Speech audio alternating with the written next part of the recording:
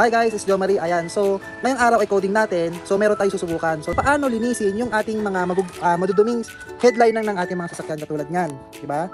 Yung mga medyo nangingitim, siyempre katagalan ng sasakyan natin, di ba, yung mga dilaw-dilaw, okay? So yan yung itsura ng headliner ng ating sasakyan. So itong sasakyan natin ay Avanza 2017. So first time ito malilinisan, di ba? So dahil coding natin, sinamantala na rin natin na linisin yung kanyang mga seat cover. So tinanggal ko na para ma-washing. So yun, nakasalang na.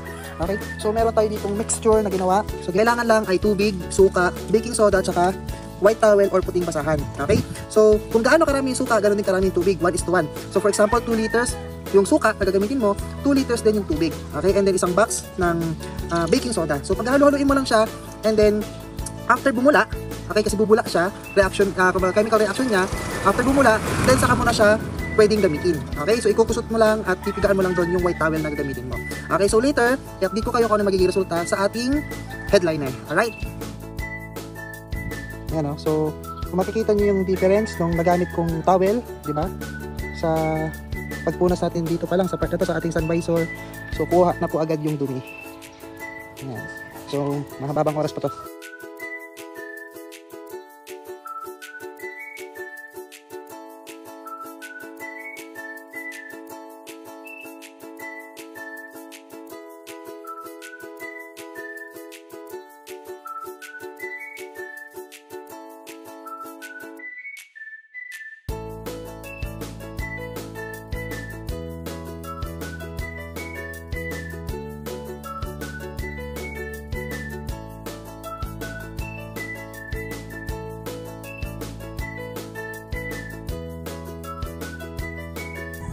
Ayan, tapos ko na punasan yung headliner natin na basahan na kinusutan at pinigaan natin sa mixture na ginawa natin. Mixture ng suka, baking soda at tubig. Ayan, so malinis na siya. Natanggal yung mga langis, natanggal yung mga dilaw-dilaw. Pumantay na yung kulay.